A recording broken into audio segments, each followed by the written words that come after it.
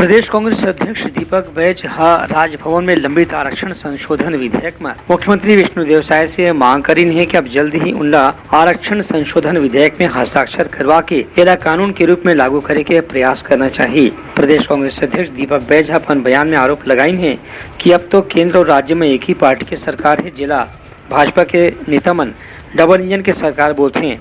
एक हर बात भी यदि राज्यपाल के हस्ताक्षर से ये विधेयक लागू नहीं हो पाते तो यह मुख्यमंत्री और राज्य सरकार की कमजोरी ला उजागर करत है। दीपक बैज के आरोप रही से कि आरक्षण विधेयक में देरी करे के स्थिति कतकोन युवा मन ला नौकरी से वंचित होना पड़त है।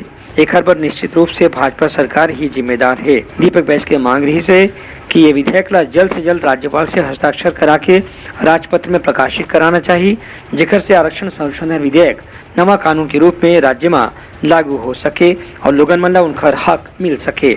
Bureau report Uttarakhand news.